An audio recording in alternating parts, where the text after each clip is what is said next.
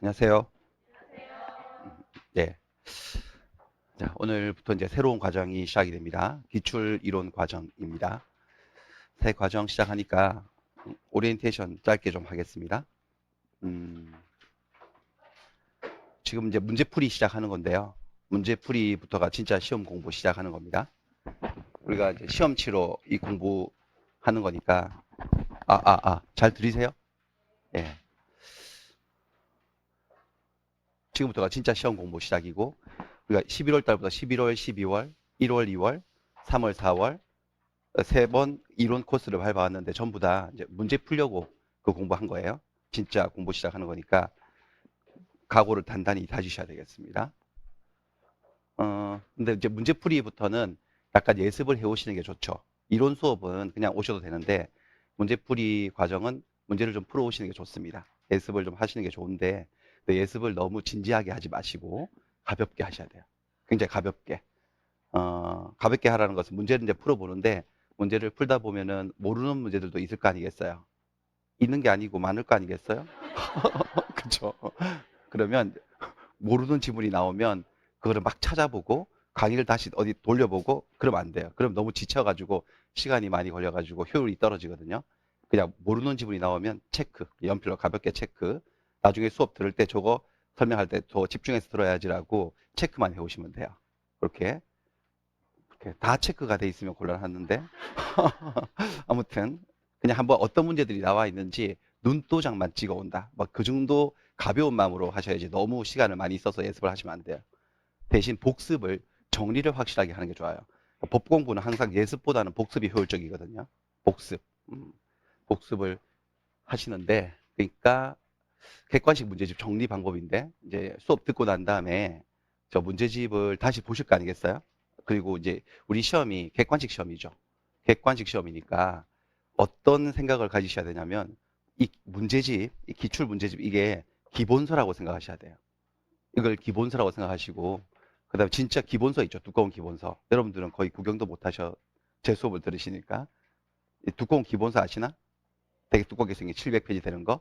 그런 건 기본서라기보다는 참고서 정도로 생각하시면 되고 그거를 계속 볼 필요는 없거든요.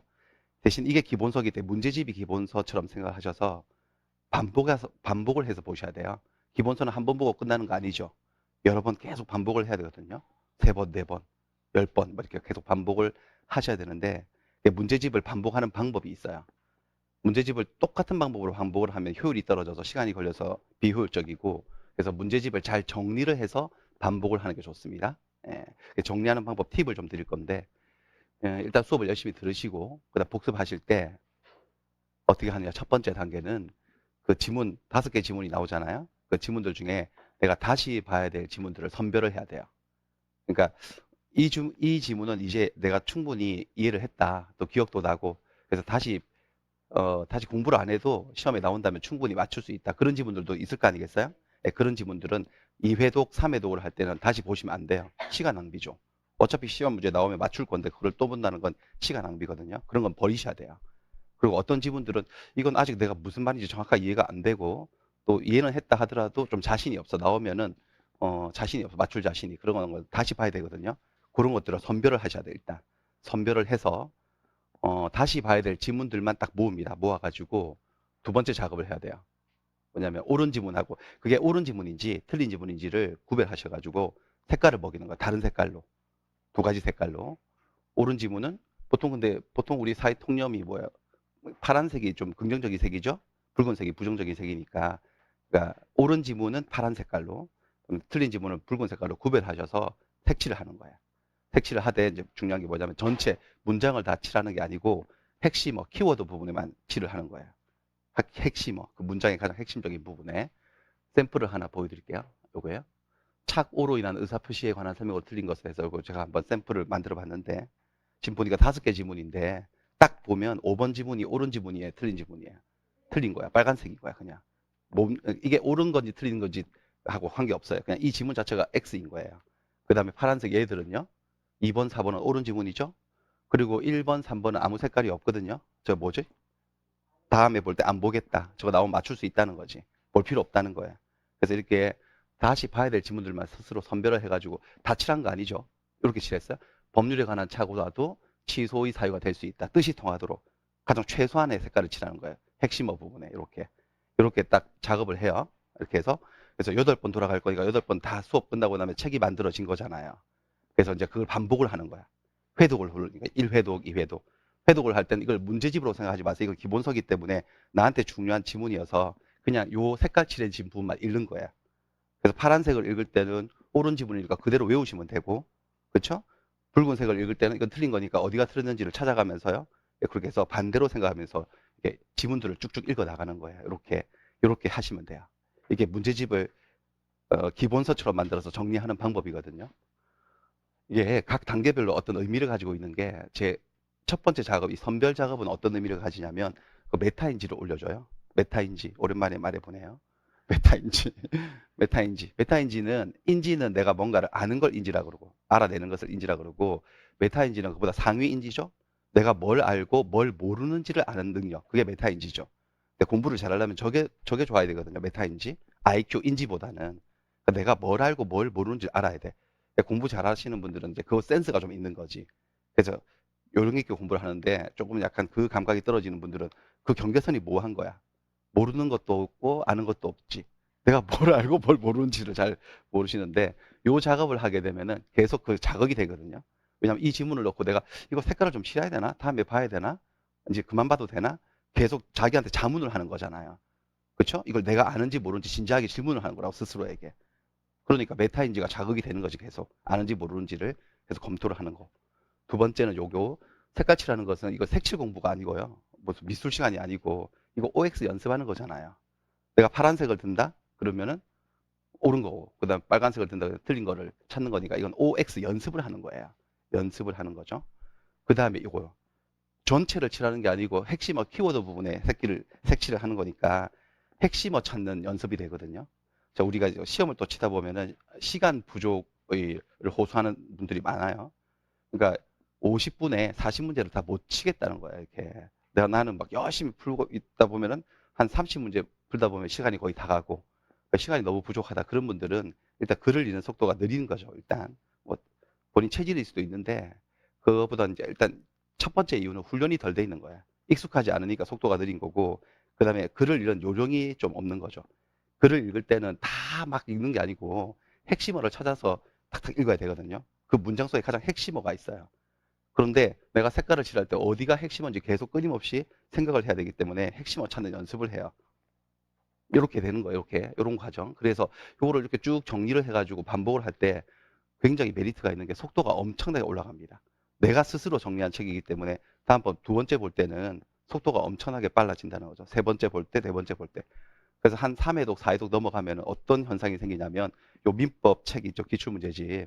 요거 제가 문제 숫자 세봤는데 328문제였거든요. 320문제 정도 돼요. 그러니까 모의고사 8회분 정도 돼요.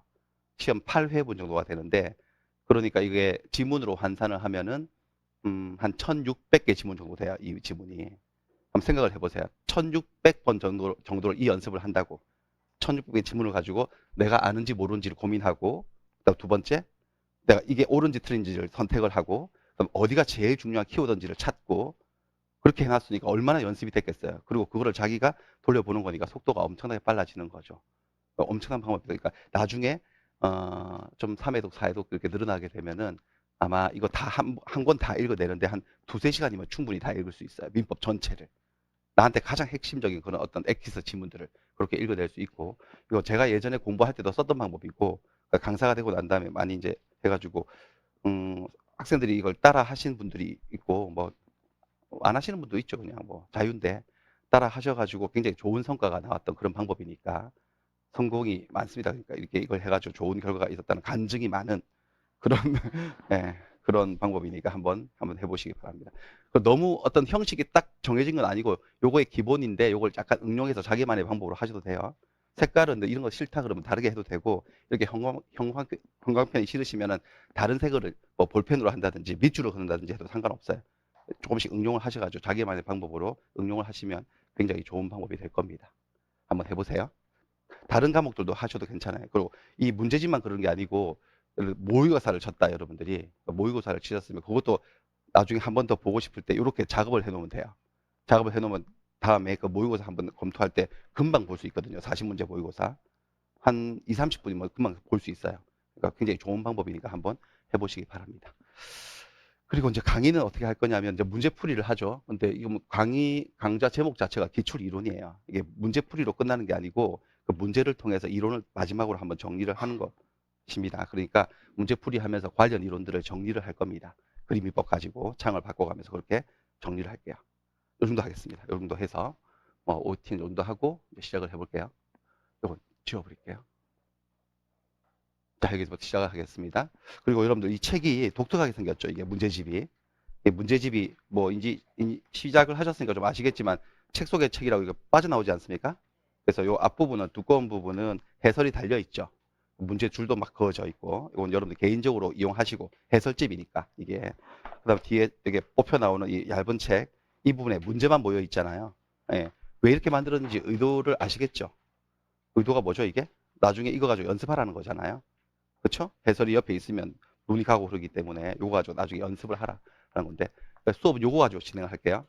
요거를 제가 편집을 좀 해왔어요. 한쪽 면을 비워가지고 해설이라든지 뭐 그림이라든지 좀 붙여왔습니다.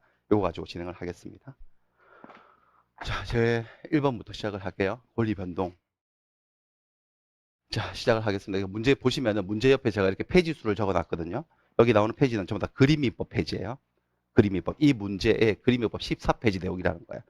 그래서 이렇게 페이지 수가 적혀 있으면 이 페이지를 먼저 봐서 이론을 정리를 하고 문제를 풀고 그렇게 하도록 하겠습니다. 예. 자, 일단 1번 문제를 먼저 파악을 하고 가볼게요. 1번 문제 제목 보시면은 문제를 보시면 상대방 없는 단독행위에 해당하는 것은 이렇게 됐네. 상대방이 없는 단독행위. 그러니까 단독행위는 상대방이 있는 경우도 있고 없는 경우도 있죠. 네, 그 중에서 상대방 없는 단독행위에 해당하는 거. 자, 14페이지로 한번 가보겠습니다. 14페이지. 자, 그림이법 14페이지예요. 그러니까 법률행위 종류에서 법률행위를 여러 가지 기준으로 나누는데 가장 기본적인 이 분류 방식이 법률행위를 이 셋으로 나누죠. 단독행위, 계약, 합동행위 이렇게 나눕니다. 나누는 기준은 이 법률행위 속에 들어있는 의사표시의 숫자, 그렇죠? 의사표시 단 하나의 의사표시만으로 이루어진다. 단독행위 이렇게 일방적 의사표시. 그다음 대립되는 두 개의 의사표시 합치로 이루어지면 계약이라고 하죠. 그렇게 얘기를 하죠. 근데 단독행위도 다시 둘로 나눠져요. 상대방이 있는 단독행위하고 없는 단독행위로 나눠집니다. 그러니까 의사표시가 여러분들 의사표시가 상대방이 있다 없다 개념은 도달이죠. 도달. 이 의사표시가 어떤 누군가에게 도달을 해야지만 효력이 발생한다면 상대방이 있다라고 얘기를 하고 누군가에게 도달하지 않아도 효력이 발생한다면 상대방이 없다라고 얘기를 하죠. 근데 상식적으로 생각해도 법률 관계니까 의사표시는 상대방이 있는 경우가 많을까요? 없는 경우가 많을까요? 당연히 있는 경우가 훨씬 더 많지. 있는 경우가 훨씬 더 많아요. 그러니까 없는 경우를 외우는 게 우리의 전략이죠. 세 개밖에 없거든. 상대방 없는 단독 세 개를 암기를 하셔야 되겠습니다. 제일 처음에 유언입니다. 유언은 상대방이 없습니다. 상대방이 없다는 것은 상대방에게 도달할 필요가 없다. 그러니까 유언 같은 경우는 유언장을 발송하고 누군가에게 도달하고 과정이 없죠. 그냥 유언을 한 사람이 나중에 가서 사망을 하면 유언의 효력은 생겨요. 누군가에게 뭐 하지 않아도 도달하지 않아도 그냥 상대방이 없는 거지. 단독행위로서. 그리고 유증도 유증이에요. 유증이라고 하는 것은 그래서 유언 환자가 사망을 해서 유족들이 유언장을 열어봤더니 여기 있는 빌딩 한 채는 길동이를 주겠다라고 유언을 하신 거죠. 그런 유언을 뭐라고 한다? 유증이라고 하죠. 유증. 유증, 예, 조심하셔야 될 게 유증은 증여가 아닙니다. 증여는 계약이죠, 여러분들. 두 사람이 살아생전에 만나서 하는 계약이고 유증은 유언일 뿐이죠. 유언인데 누군가에게 뭔가를 주겠다는 내용의 유언을 유증이라고 하고 근데 이거는 길동이에게 주겠다라고 적혀 있으니까 착각을 하실 수 있거든요. 길동이가 상대방이네. 유증만큼은 상대방이 있다라고 생각할 수 있지만 상대방 없는 거죠. 왜냐면 그 유언장이 길동이에게 도달을 해야 아니면 하지 않아도 유언 환자가 사망하면 길동이는 그 건물 주인 될 수 있거든요. 효력이 발생하기 때문에 유증도 상대방이 없는 경우다라고 기억하셔야 되겠습니다. 유언의 일종으로서. 그 다음에 소유권을 포기하는 거 상대방 없죠. 내가 소유권을 포기하는데 이 의사표시를 누군가에게 발송을 하고 도달하는 과정은 필요가 없거든요. 상대방이 없죠. 비교하실 게 있어요. 단순한 소유권의 포기는 상대방이 없는데 공유 지분권을 포기하는 것은 상대방이 있습니다. 그렇죠? 상대방이 있죠. 예를 들어서 이게 토지가 한 필지가 있어요. 한 필지 토지를 갑, 을, 병이 3분의 1씩 지분을 가지고 공유하고 있어요. 근데 지분 처분은 자유로우니까 포기도 자유로워요. 그래서 병이 자기 지분을 포기를 한다. 이때 포기한다는 의사표시를 뭐 저기 산에 올라가서 포기한다 이래가지고 포기가 되는 게 아니고 포기한다는 의사표시를 얘들에게 해야 되는 거죠. 그래서 그 의사표시가 다른 공유자에게 뭐 해야 된다는 거죠? 도달을 해야지만 그 효력이 생겨요. 그러니까 상대방이 있는 경우죠. 다시 소유권의 포기는 상대방이 없고 공유 지분권의 포기는 상대방이 있고 합유 지분권의 포기도 상대방이 있지. 다른 합유자에게 의사표시가 도달을 해야 되니까. 마지막에 법인 설립 중에서도 재단 법인 설립하는 게 상대방이 없습니다. 그럼 상대방이 없는 단독행위고 법인 중에서도 사단 법인 설립하는 거. 사단 법인은 대표적으로 회사인데요. 회사를 만드는 것은 여럿이서 같이 하는 합동행위죠. 근데 이거 시험에 한 번도 안 나왔으니까 무시해도 좋고. 이렇게 세 가지를 암기를 하시고 나머지 단독행위들은 전부 다 상대방이 있다라고 그냥 생각하시면 돼요. 한번 볼까요? 계약을 취소한다. 취소한다는 의사표시가 상대방에게 도달을 해야지 취소 효과가 생길 거 아니겠어요? 상대방이 있고 추인하는 것도 상대방이 있어요. 추인은 여러 가지 추인이 있지만 모든 추인은 다 상대방이 있는 거죠. 그 다음에 해제, 계약을 해제하는 것도 계약을 상대방에게 의사표시가 도달을 해야지 해제 효과가 발생하니 상대방이 있고 채무 면제하는 것도 마찬가지죠. 채권자가 채무자에게 돈 안 받겠다라고 면제해 주는 것도 의사표시가 채무자에게 도달을 해야지 효과가 생기고. 최근에 상계 배우셨죠? 상계 뭐죠? 상계? 퉁치는 거. 서로 1,000만 원씩 받을 게 있어서 갑이 을에게 퉁쳤어요. 그냥. 서로 뭐 주고받지 말자라고 의사표시를 해서 의사표시가 도달을 해야지만 그 효과가 생기니까 상대방이 있고 그렇습니다. 이런 내용들이에요. 요거 문제 한번 보겠습니다. 이렇게 놓고 문제를 볼게요. 요즘도 이해를 하신 분들이 이 문제를 보면 문제가 되게 쉬운 거죠. 그러니까 난이도가 최하급이지 않습니까? 이렇게. 그렇습니다. 상대방이 없는 단독행위에 해당하는 것.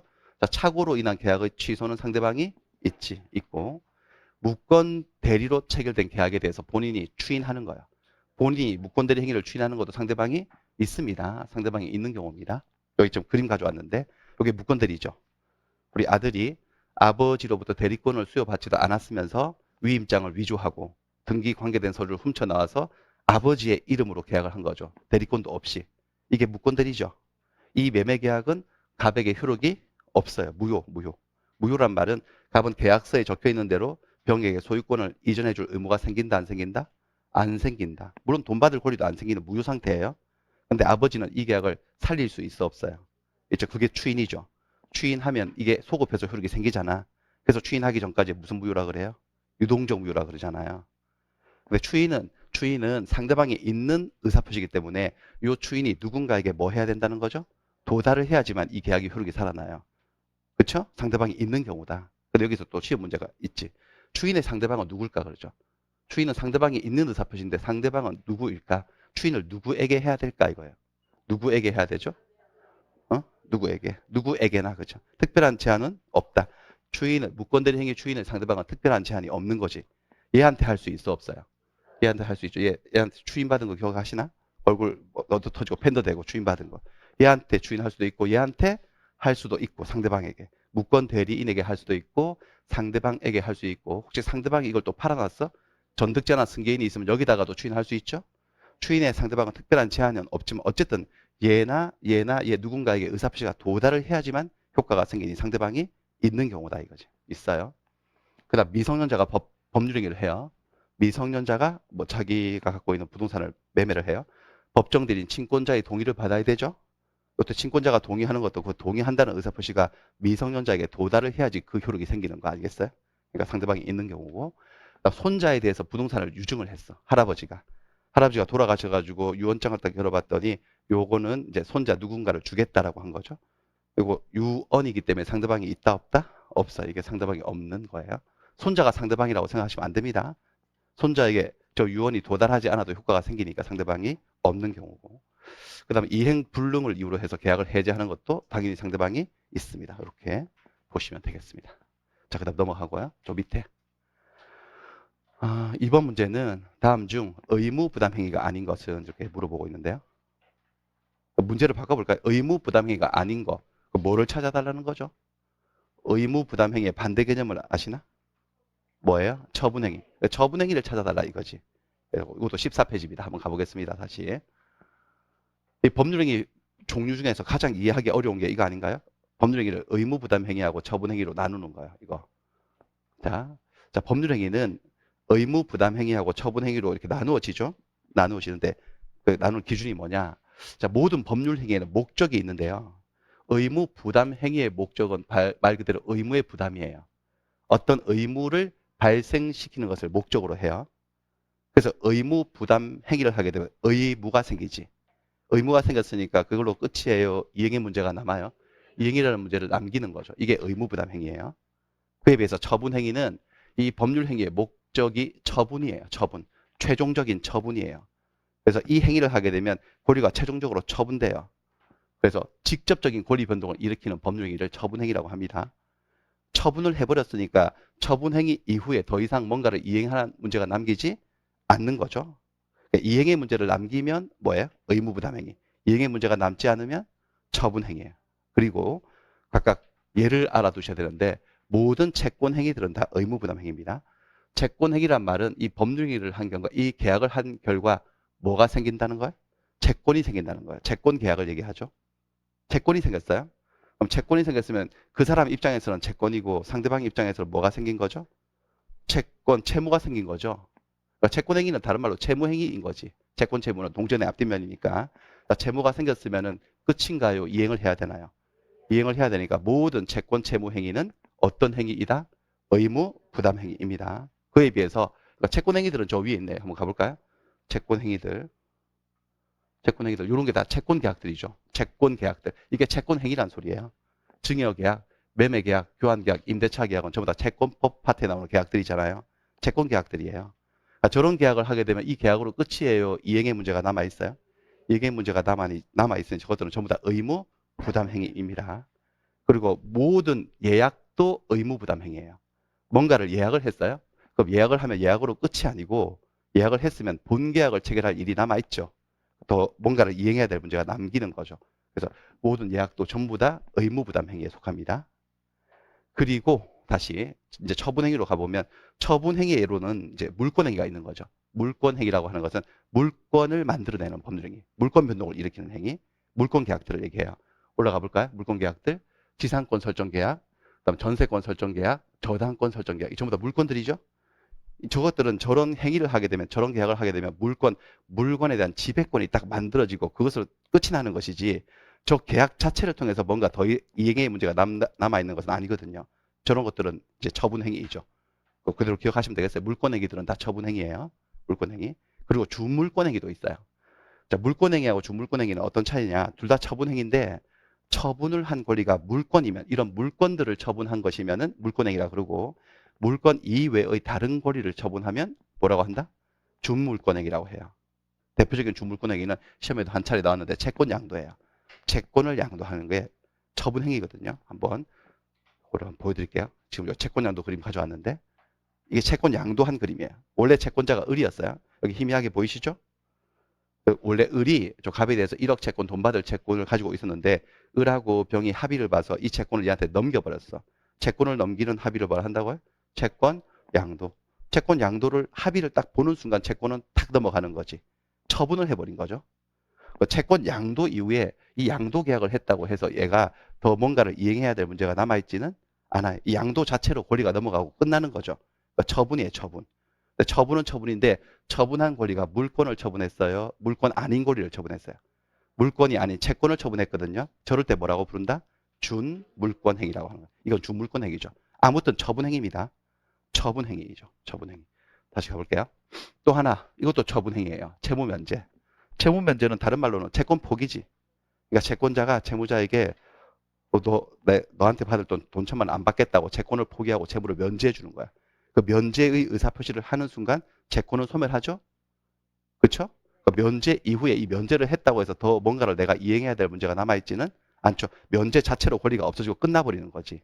처분 행위죠. 근데 처분을 한 권리가 물권을 처분했어요? 채권을 처분했어요? 채권. 물권 아닌 권리를 처분하면 뭐라고 부른다고요? 준물권 행위라고 해요. 그래서 기억하세요. 모든 채권 행위는 다 무슨 행위? 의무 부담 행위고 물권 행위하고 준물권 행위는 처분 행위인 거지. 처분 행위. 이 둘로 나누는 이유는 뭐냐? 무권리자가 했을 때 어떤 물건에 대해서 어떤 토지나 건물에 대해서 소유권이 없는 자, 주인이 아닌 사람이 이런 행위들을 했을 때 그 행위가 효력이 생기냐 안 생기냐라는 건데 자, 무권리자라도 처분권이 없는 주인이 아닌 사람도 의무 부담 행위는 할 수가 있다는 겁니다. 그렇죠? 의무 부담은 할 수 있지. 처분은 못해도. 그래서 무권리자가 의무 부담 행위를 했을 때 효력이 있어 없어요? 있죠. 효력이 있다는 것은 이게 처분이 된다는 소리가 아니고 의무가 발생한다는 소리죠. 그런 의미에서 효력이 있다는 거고 무권리자가 처분을 할 수는 없지. 혹시 무권리자가 처분 행위를 했으면 효력이 있다 없다? 없다. 요것 때문에 구별을 하는 거죠. 그리고 가장 기본적으로 아셔야 될 게 매매계약이 그럼 어떤 행위냐를 아셔야 되죠. 자, 매매계약은 갑과 을이 오늘 매매계약을 했어요.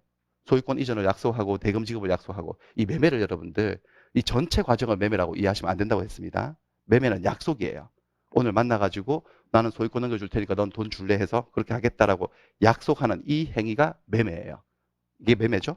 그러니까 이 매매 계약을 하게 되면 이걸로 끝이에요. 이행의 문제가 남아 있어요. 이행의 문제가 남게 되죠. 그러니까 매도인은 소유권 이전 채무자가 되고 매수인은 대금 지급 채무자가 되어서 이행의 문제를 남겨요. 그러니까 이거는 의무부담 행위라는 거지. 따라서 의무부담 행위, 채권 행위이기 때문에 이 계약 약속할 당시에 매도인이 이 건물의 소유자가 아니어도 계약은 효력이 있다 없다? 있죠. 효력이 있다는 것은 매도인에게 소유권을 넘겨줄 의무가 발생한다는 소리죠. 그걸 정확하게 이해하시면 되겠어요. 남의 물건 가지고 계약해도 계약 자체는 유효하다는 거예요. 이 정도 이해를 가지고 한번 문제를 풀어보도록 하겠습니다. 그래서 다음 중 의무, 부담 행위가 아닌 거, 뭐를 찾아달라는 거죠? 처분 행위를 찾아라요. 처분 행위를 찾아달라 이거죠. 자, 교환 계약을 해요. 교환 계약을 체결하면 이행의 문제가 남습니까? 교환 계약을 했으니까 이행의 문제를 남기는 거죠. 그러니까 이건 뭐예요? 의무, 부담 행위고. 자, 임대차 계약을 해도 이행의 문제가 남죠. 임대인은 물건을 인도해서 쓰게 해줄 의무가 생기고 임차인은 차임을 지급할 채무가 생기죠. 이행의 문제를 남기는 의무 부담 행위고 매매를 예약을 했어요. 예약을 했으면 본계약을 체결할 일이 남아있죠. 따라서 이걸로 끝이 아니에요. 처분한 게 아니에요. 이것도 의무 부담 행위고 오늘 주택 분양 하나 받았어요. 분양 계약을 체결하면 분양회사는 소유권을 넘겨줄 의무가 생기고 그 다음에 수분양자는 분양 대금을 지급할 의무가 생겨서 이행의 문제를 남기는 거죠. 이것도 의무 부담 행위고 그 다음에 채권 양도 나오네. 채권 양도는 채권을 양도하면 그 자체로 채권이 넘어가고 더 이상의 이행의 문제를 남기지 않는 행위. 저게 무슨 행위죠? 처분 행위죠. 처분 행위는 처분 행위인데 물건이 아닌 권리를 처분했으니까 뭐라고 한다? 주물권 행위다. 그래서 요게 5번이 정답이 되겠습니다. 그러니까 여러분들 혹시 을이 채권을 양도했는데 을이 채권이 없는 자였어. 무권리자였어. 채권이 없는 자가 채권 양도를 하면 채권 양도는 효력이 생길까요? 안 생길까요? 안 생기죠. 무권리자가 처분할 수는 없다 이거지. 그렇습니다. 그 정도 봐두시면 되고. 자, 그 다음에 다음 문제로 갈게요. 이제 권리 변동인데 3번 문제. 다음 중 서로 잘못 짝지어진 것은 보통 이게 이제 민법 41번 문제로 나오는 거죠. 41번 짝짓기 하는 문제. 그래서 어떤 개념과 그 개념에 해당하는 예를 바르게 연결한 것은 또는 잘못 짝지어진 것은 이렇게 매칭 짝짓기 하는 문제입니다. 여기 나온 개념들은 여기 12페이지부터 13페이지 내용을 좀 보고 가겠습니다. 자, 볼게요. 12페이지로 가볼게요. 우리 민법 공부할 때 제일 처음 했던 파트죠. 권리 변동. 다시 한번 볼게요. 권리가 발생, 변경, 소멸하는 모습들을 구체적으로 한번 다시 살펴보겠습니다. 권리의 발생은 다른 말로 뭐라고 한다? 권리의 취득. 취득에는 두 종류의 취득이 있죠? 뭐예요? 원시 취득이 있고 승계 취득이 있습니다. 원시 취득과 승계 취득. 권리가 처음 생기는 거 절대적 발생 원시 취득. 그 다음에 전주로부터 권리를 물려받는 승계 취득. 자, 원시 취득의 예로는 건물을 처음 지으면 소유권을 처음 취득하는 거죠. 원시 취득. 그다음 무주물 선점. 뭐 고기 한 마리 잡으면 소유권을 처음 취득하는 거고 시효 취득도 원시 취득이죠. 시효 취득. 여기 지금 경계선이 법적 경계선이 여기인데 담장을 잘못 세워가지고 이 갑의 토지 이만큼을 얘가 20년 동안 점유를 했어. 소유 의사를 가지고 평온하고 공연하게 점유를 하면 20년 후에 나중에 이 부분을 분필해서 등기를 마치게 되면 이 땅의 소유권자가 바뀌죠. 여기 소유권 취득하죠? 그렇죠? 근데 이때의 소유권 취득은 갑의 소유권이 이렇게 이전돼 오는 것이 아니고 새로운 소유권이 발생되는 거죠. 시효 취득도 무슨 취득이다? 원시 취득이다. 이렇게 받으시고 그다음 승계 취득이에요. 승계 취득은 전주로부터 권리를 물려받는 건데 그 승계에도 두 가지 종류의 승계가 있죠. 이전적 승계가 있고 설정적 승계가 있습니다. 이전과 설정은 전주가 권리를 잃느냐 잃지 않느냐 이 차이죠. 이전적 승계는 전주 권리가 후주에게 그대로 승계되는 거야. 이렇게 그대로 승계되기 때문에 전주는 권리를 잃게 되는 거죠. 이전이 되면. 이게 이전적 승계죠. 반면에 설정적 승계는 전주의 권리의 힘 중에 일부만 후주가 떼어서 승계받는 거기 때문에 전주가 고리를 잃지 않습니다. 그렇죠? 이렇게 되고 매매하고 상속이 이전의 예죠. 매매, 상속 이런 게 이전의 예예요.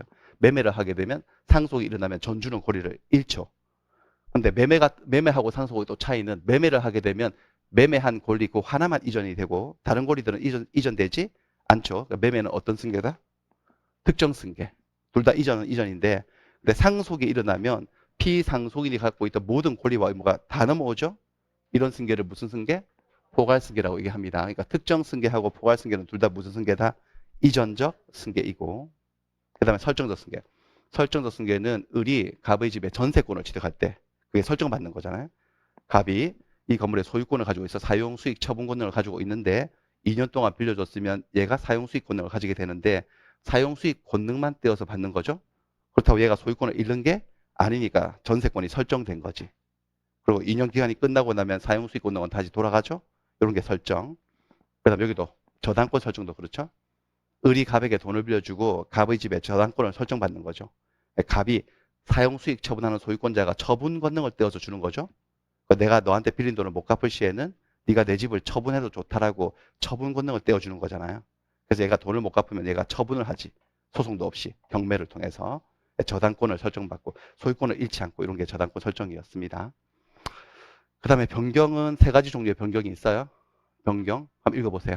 첫 번째 주체의 변경, 그 다음 내용의 변경, 작용의 변경. 그래서 시험을 치기 위해서는 이 부분을 좀 기억을 하세요. 여기 시험에 한 번씩 나오니까 작용의 변경, 효력의 변경이라 하는 거예요. 두 가지 예를 기억하시면 되겠습니다. 첫 번째는 저당권의 순위 승진. 저당권의 순위가 승진된다. 나는 2순위 저당권자였는데 선순위 저당권자가 돈을 받았답니다. 채권이 변제로 소멸되면 저당권이 없어지는 거죠. 그럼 나는 순위가 승진되어서 1순위로 올라가죠. 나한테 뭔가 변화가 일어나는데 저당권의 주체가 바뀐 건 아니지. 여전히 저당권의 주체는 나예요. 저당권의 내용이 바뀐 게 아니에요. 여전히 저당권의 내용은 이 부동산이 경매되면 우선 변제를 받을 수 있다는 내용이에요. 다만 힘이 더 세진 거죠. 2순위에서 1순위로 힘이 더 세진 거예요. 힘을 효력이라고 하니까 효력의 변경이다. 또 하나의 효력의 변경은 임차권의 대항력 발생이요. 임차권은 채권이죠. 채권이기 때문에 제3자에게 주장하는 힘인 대항력이 없죠. 기본적으로 없죠. 하지만 부동산 그 임대차 같은 경우는 민법에 따라서 민법 621조에 따라서 등기를 마치거나 아니면 주택임대차 같으면 주택을 인도받고 주민등록 전입신고를 하게 되면 얘는 당일날, 얘는 다음날 0시에 뭐가 생긴다? 대항력이 생기죠. 그래서 제3자에게 주장할 수 있는 힘이 생깁니다. 대항력이 이 효력이 없다가 대항력이 생겼으니까 뭐가 바뀐 거다? 효력이 바뀐 거다. 대항력 생기는 거. 이런 것들이 작용의 변경이고요. 그 다음에 소멸에는 두 종류의 또 소멸이 있죠. 권리 자체가 그대로 완전히 사라지는 절대적 소멸. 그 다음에 권리가 타인에게 이전되면서 전주에게서 상대적으로 소멸되는 상대적 소멸. 이렇게. 건물이 멸실되면 소유권이 어떻게 소멸하는 거죠? 절대적 소멸. 매매가 되어서 소유권이 매수인에게 넘어가면 상대적 소멸. 그렇게 부르는 겁니다. 뭐 이 정도는 다 아실 테고. 그 다음에 이렇게 권리가 발생, 변경, 소멸하는 것을 법률 효과 발생이라고 할 때 그런 권리 변동이 일어나려면 반드시 원인이 있어야 되죠. 그 원인을 법률 요건이라고 하지. 요건. 근데 법률 요건에는 딱 두 종류가 있어요. 하나가 뭐야? 법률 행위. 또 다른 하나가 법률의 규정. 이 둘을 가르는 기준은요. 의사표시입니다. 그렇죠?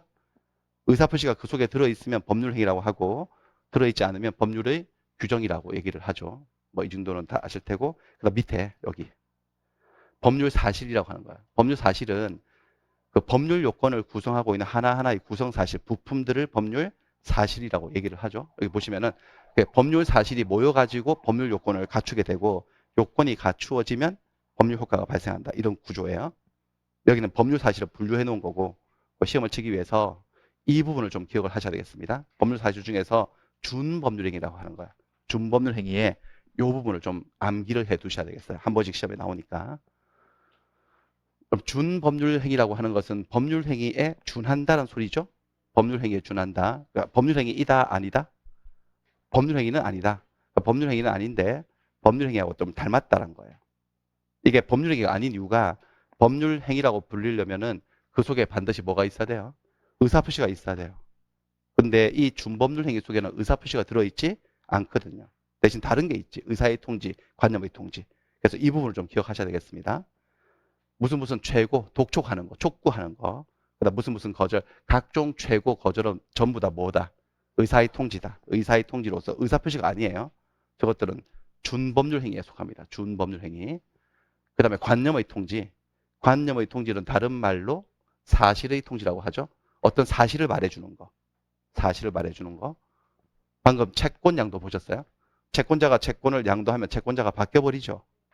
그 채권 양도 사실을 채권자가 채무자에게 알려주는 것은 자기 의사를 표시하는 거예요. 사실을 말해주는 거예요. 사실을 말해주는 거죠. 그것을 관념의 통지 또는 사실의 통지라고 하고 그것들은 의사 표시를 하는 게 아니기 때문에 어디에 속한다는 거예요? 준 법률 행위에 속합니다. 채권 양도의 통지. 그다음 승낙 연착의 통지. 승낙 연착. 승낙이 연착되었다는 사실을 통지해 줘야 되는 경우가 있잖아요. 그렇죠? 비정상적인 사고로 인한 연착. 청약자가 청약을 하면서 10월 말까지 확답 바랍니다라고 승낙기한을 정해줬는데 그때까지 안 왔어요. 그래가지고 뭐 계약 안 하나 보다라고 생각하고 있었는데 11월 2일 날 왔어요. 연착이 된 거죠. 연착이 되었는데 발송일을 확인해 보니까 10월 중순경에 붙였어. 너무 오래 걸려서 온 거죠. 배달 사고가 나서. 그럴 때는 청약자는 지체 없이 승낙자에게 당신이 보낸 승낙이 연착되었다는 사실을 말해줘야 되죠. 그 사실을 말해주는 것은 자기 의사를 표시하는 게 아니고 사실을 말해주는 관념의 통지로서 어디에 속한다? 준법률 행위에 속한다는 거죠. 이런 것들을 기억하셔야 되겠습니다. 이건 뭐 잘 모셔도 되겠고 요 정도입니다. 요 가지고 문제를 한번 풀어보도록 하겠습니다. 다음 중 서로 잘못 짝지어진 것은 1번 저당권을 설정했다고 했는데 저당권 설정 이게 이전적 승계인가요? 아니죠. 이전적 승계가 아니고 무슨 승계죠? 설정적 승계예요. 설정하고 이전은 서로 반대 개념인데 그렇죠? 답은 1번이 되겠네요. 그 다음에 소유권의 포기. 소유권의 포기는 상대방이 없는 단독행위다. 맞죠? 상대방이 없는 단독행위고 공유 지분권의 포기는요. 상대방이 있죠. 그건 상대방이 있고 그렇습니다. 그 다음에 청약자가 하는 승낙 연착의 통지. 승낙이 연착되었다라는 사실을 말해주는 거죠. 사실의 통지 또는 관념의 통지. 맞죠? 그리고 얘는 뭐에 속한다고요? 준 법률행위입니다. 이건 의사표시가 아닙니다. 얘를 법률행위라고 표현하면 틀리는 거죠. 그 다음 무주물 선점은 원시취득이죠. 그 다음에 무권 대리 행위에서 최고하는 거. 상대방이 본인에게 추인할래 말래 그 확답에 대한 최고를 하는 거. 무슨 최고, 무슨 거절은 전부 다 뭐라고요? 의사의 통제. 이건 의사표시가 아니에요. 그래서 얘도 어디에 속한다는 거야? 준 법률행위에 속합니다. 그래서 답은 1번이 되겠고요. 자, 그 다음에 4번 문제 볼게요. 4번 문제는 법률행위의 효력이 발생하기 위한 요건이 아닌 것. 효력이 발생하기 위한 요건이 아닌 것. 그리고 16페이지로 한번 가볼게요. 그림이법 16페이지로 가보세요.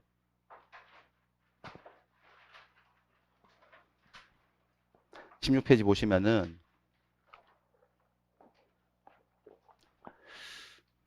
자, 법률행위 효력 요건 정리 이렇게 되어 있는데 상단은 제목이 뭐예요? 일반적 효력 요건. 하단에는요. 특별 효력 요건이에요.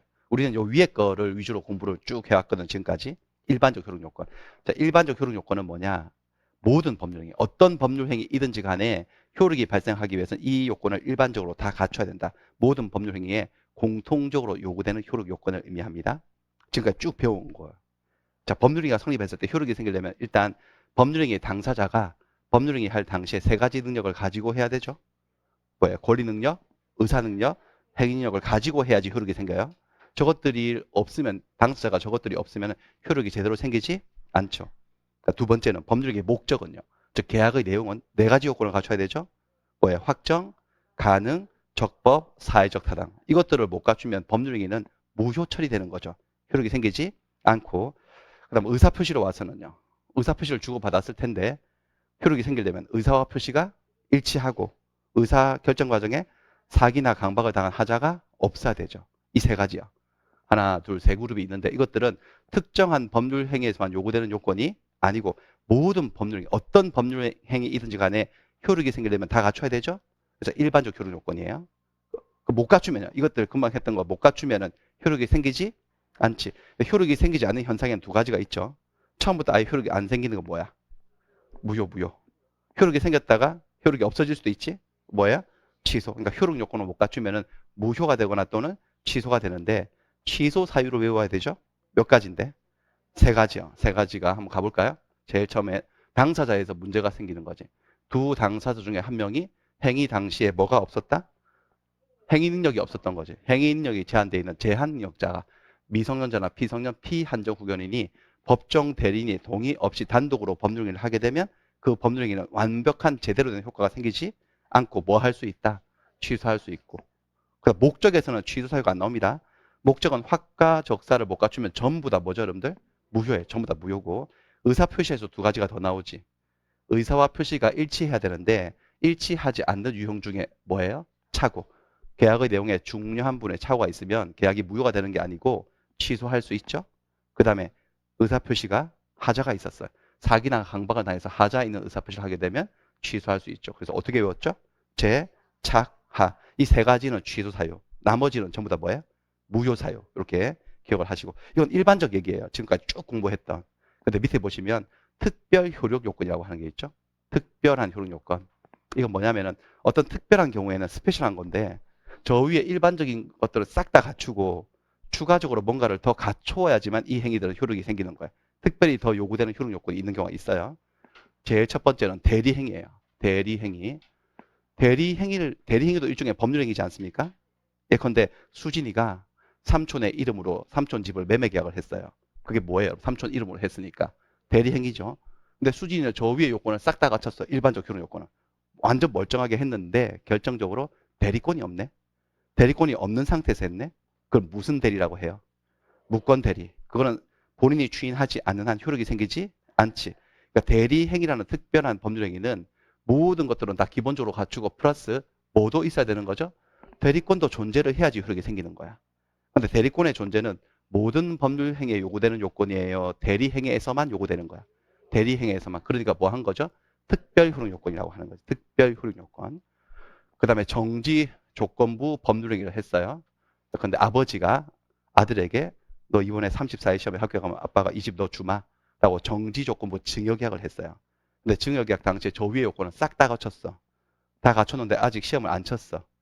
뭐죠? 정지 조건이 성취되기 전이에요. 성취되지 않았어요. 그러면 계약의 효력이 생기지 않죠? 그러니까 이 조건부 계약은 조건이 성취되어야지만 효력이 생기는 거잖아요. 모든 법률 행위가 그렇습니까? 조건부 행위만 그렇습니까? 조건부 행위만. 이 조건 성취 또는 기한부 법률 행위를 했으면 기한이 도래해야지 효력이 생기죠. 이런 것들이 특별 효력 요건인 거예요. 유언도 뭐 민법에 나와 있습니다. 유언이란 특별한 법률 행위는 1073조 1항에 유언 한 자가 사망을 해야지만 효력이 생긴다고 해요. 모든 법률 행위가 다 그 당사자가 죽어야지 효력이 생기나요? 유언만 그런가요? 유언만 딱 그렇죠. 다른 것들은 다 살아 생전에 효력이 생기거든요. 근데 유언은 유언 한 자가 사망을 하는 게 효력 발생 요건인 거예요. 그 다음에 토지 거래 허가 구역 내에서 토지 매매 계약을 했어요. 그렇다면 저 구역 내에서 했으면 허가를 받아야 되죠. 시장 군수구청장의 허가를 받아야 돼. 아직 허가를 안 받았으면 무효죠. 계약이 무효 상태거든. 모든 매매 계약이 다 그런 게 아니고 이 구역 내의 매매만 그런 거지. 특별 효력 요건인 거. 이것들이 다 효력 요건이에요. 근데 이 문제를 내면서 항상 그 감초처럼 나오는 게 이거예요. 농취증 얘기예요. 농지 취득 자격 증명. 그럼 농지는 아무나 취득 못하죠. 농지는 그 취득할 자격이 있는 사람만 취득할 수 있어요. 그래서 농지 취득, 농지를 매매 계약을 했을 때 나중에 소유권 이전 등기를 신청할 때 농취증을 발급받아서 첨부를 해야 되죠. 근데 이 농지 취득 자격 증명이라고 하는 것은 나중에 소유권 이전 등기를 신청할 때 첨부해야 될 서류로서 이 사람이 농지 취득을 할 자격이 있다는 것을 증명하는 서류이지 농지 취득의 원인이 된 이 매매 계약의 효력 발생 요건이다 아니다? 이거 아닌 거야 이거. 그 토지거래 허가하고 질이 다른 거예요. 그러니까 갑과 을이 지금 오늘 농지 매매 계약을 체결했어요. 근데 아직 농취증 발급을 못 받았어 아직까지. 그렇다고 해서 이 매매 계약이 무효인 상태인 것은 아니에요. 계약은 유효하고 나중에 이거 발급받아가지고 등기 신청할 때 필요한 서류일 뿐이다 이거지. 얘는 효력 발생 요건이 아니에요. 아시겠죠? 예, 이거 가지고 문제를 한번 다뤄보겠습니다. 이 문제거든요. 그래서 법률행위의 효력이 발생하기 위한 요건이 아닌 것. 자, 대리행위에서는 대리권이 존재해야지 효력이 생기죠? 맞죠? 그러니까 특별 효력 요건입니다. 효력 발생 요건 맞습니다. 정지 조건부 법률행위는 정지 조건이 성취되어야지 효력이 생기잖아요. 얘도 효력 발생 요건이 맞고 그 다음에 농지 거래 계약에서 농지 취득 자격 증명은 효력 발생 요건이 아니지. 이거 자격 증명을 아직 발급받지 못했어도 계약은 효력이 생겨요, 안 생겨요? 생기니까 얘는 아닌 거지. 답이 3번이고. 그다음 법률행위 내용의 적법성. 계약의 내용이 적법해야지. 확가적사. 적법해야지 효력이 생기죠? 얘는 일반적 효력 요건이지. 나머지 얘들은 특별 효력 요건이고. 그 다음에 토지거래 허가구역대의 토지거래 계약에 대해서 관할관청의 허가를 받아야지 효력이 생기니까 효력 요건 맞죠? 4번은 일반적 효력 요건, 1번, 2번, 5번은 특별 효력 요건이고 3번은 효력하고 관계가 없는 이야기고 답은 3번이 되겠습니다. 그 다음에는 법률행위로 넘어와서요. 이쪽 문제 보시면 문제를 한번 파악을 해볼까요? 다음 중 효력 규정이 아닌 것을 모두 고르세요. 효력 규정이 아닌 것. 뭘 찾아달라는 거죠? 문제를 한번 바꿔볼까요? 다른 표현으로. 효력 규정이 아닌 걸 찾아달라. 단속 규정을 찾아달라 이거지. 효력 규정, 단속 규정 이 개념이 머릿속에 다 잡혀 있어야 되겠습니다. 한번 볼게요. 19페이지로 가보겠습니다. 그림입법 19페이지로 가볼게요. 여기서부터는 법률행위 목적에 관한 이야기인데 법률행위를 했어요. 계약을 했어요.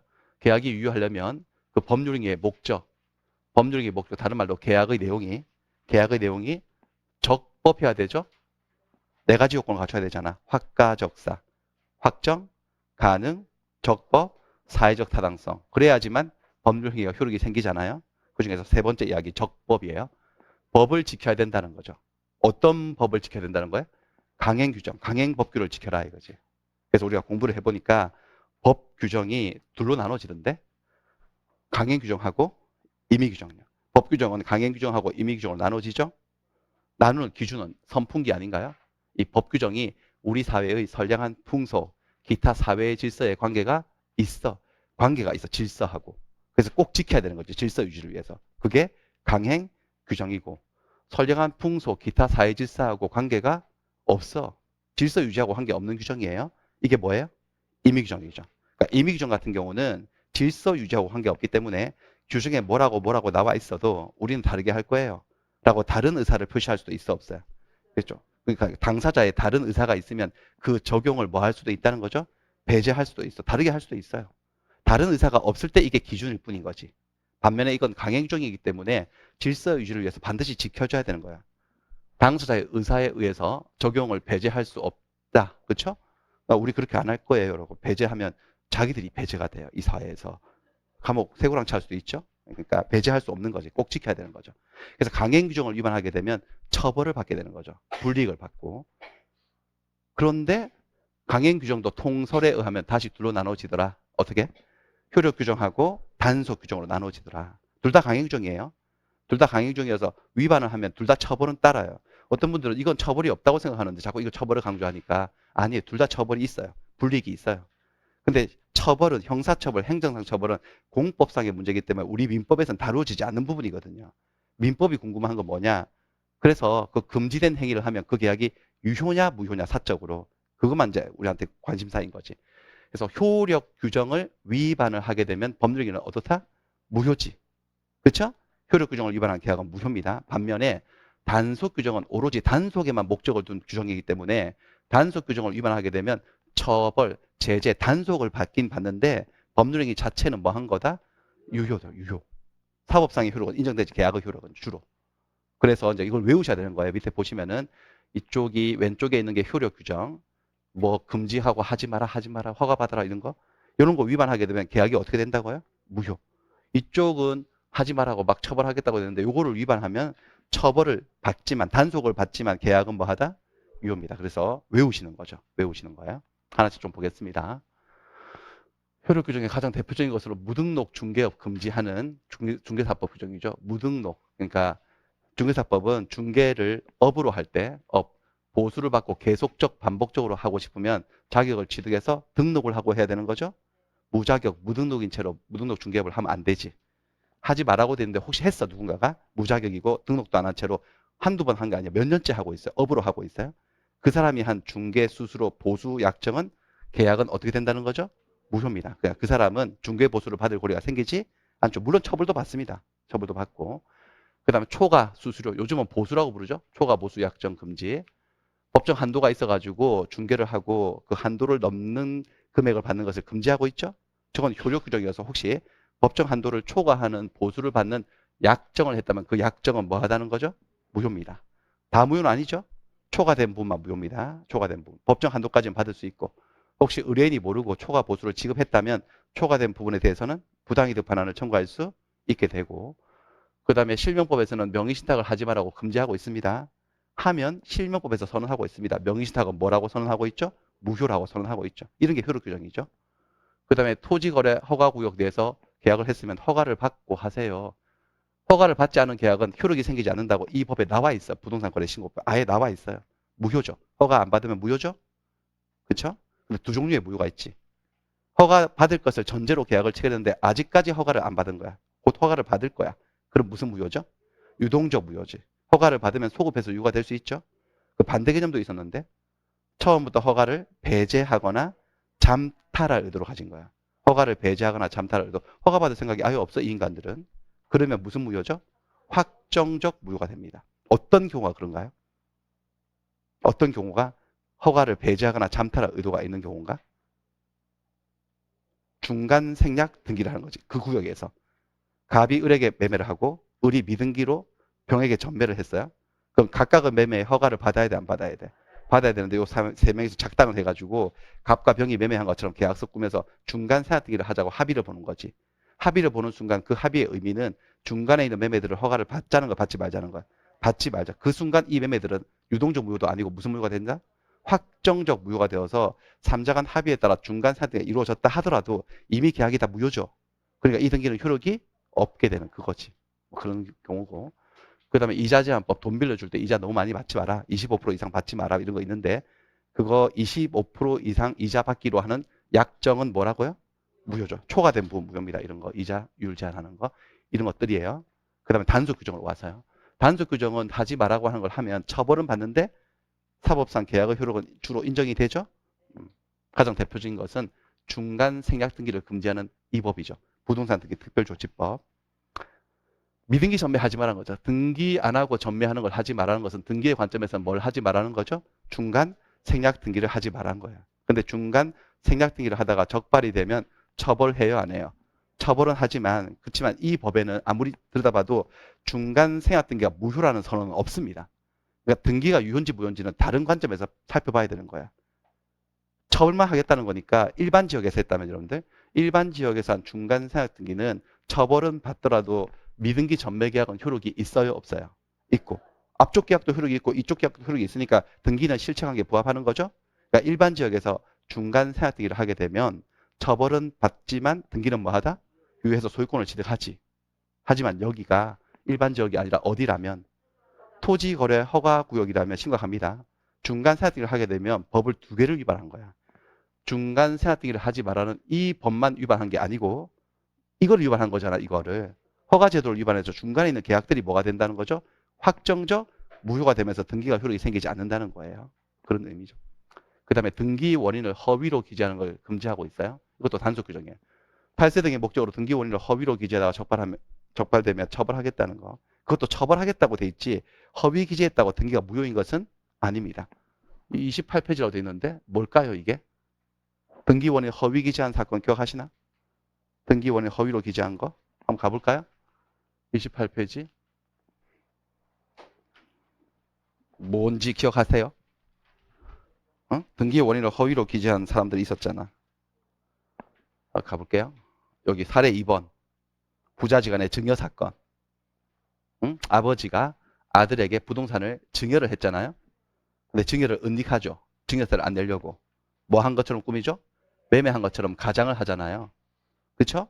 그래서 실제로 그들은 증여를 했는데 등기 신청할 때 뭐 한 것처럼 신청했죠? 매매한 허위 기재해서 신청한 거예요. 이거 걸리면 처벌받아 안 받아? 처벌받는데 그건 처벌하겠다고 돼 있어. 그 법에는. 처벌을 하겠다고 돼 있지 허위 기재하면 등기 무효라는 말은 없어요. 규정에. 등기가 유효인지 무효인지는 다른 각도로 살펴야 되는 거예요. 자, 매매는 가짜니까 무효지만 증여는 숨겼다고 무효가 되진 않지?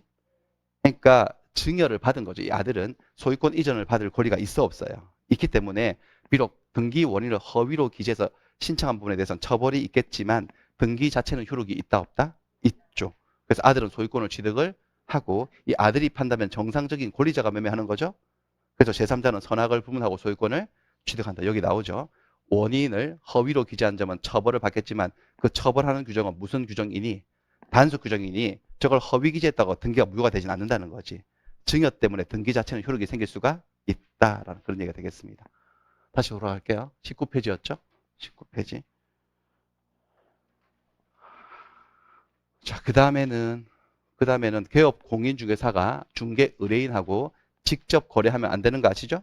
직접 거래 금지되어 있습니다. 직접 거래하다가 걸리면 중개사는 처벌받지. 하지만 직접 거래한 그 계약 자체는 뭐하다? 유효죠. 공인주택의 전매 제한 뭐 이런 것들 전매 금지 기간 내에 전매를 한다고 해서 일정한 불이익을 받을지언정 전매 계약 자체가 무효가 되는 건 아니고 무허가 음식점에서 음식물을 판매하다가 걸리면 처벌을 받지만 그렇다고 판매 계약 자체가 무효가 되는 건 아니고 그쵸? 이런 것들 기억하시면 되겠습니다. 아무것도 안 나온 거 이런 것들은 그냥 안 보셔도 되겠어요. 그냥 기출 표시가 없는 것들은 그냥 됐고 그 다음에 강행 규정과 관계된 쟁점도 시험에 잘 나오는 거 한 두 개만 정리를 해볼게요. 첫 번째는 추인이 안 된다는 거죠. 어떤 계약이 법률행위가 강행 규정을 위반을 해서 무효가 되면 추인에 의해서 유효로 될 여지가 없죠. 이거 제가 강반불 공식으로 주로 말씀드린 건데 강반불 기억하시나? 강이 뭐죠? 강이? 이거예요. 강행법규를 위반해서 무효. 반이 뭐야? 반사의 질서의 법률행위로서 무효. 불은요? 불공정한 폭리행위로서 무효. 요놈들은 전부 다 법률행위 내용이 글러먹었거든. 그쵸? 계약 내용 자체가 강행 규정을 위반하고 반사회적이고 불공정하니까 무효 행위의 추인이라고 하는 것은 자 무효인 행위는 추인해도 그 효력이 생기지 않지. 하지만 당사자가 무효인 줄 알고 추인하면 저 내용과 똑같은 내용의 법률행위를 새로 다시 한 것으로 본다라는 거죠. 근데 계약의 내용이 이렇게 문제가 있어서 무효가 되었으니까 다시 해도 강행 규정을 위반할 테고 다시 해도 반사회적일 테고 다시 해도 불공정할 테니 추인에 의해서 유효될 여지가 없는 세 가지로 외우셔야 되죠. 강, 반, 불 세 가지. 요거 하나. 그 다음에 요것도 잘 나오고 있네요. 강행 규정을 위반해서 무효가 된 법률 행위에 대해서는 비진입 표시나 표현 대리의 법리를 적용할 수는 없다. 적용되지 않는다. 제 뭔 말인지 알아들으셔야지.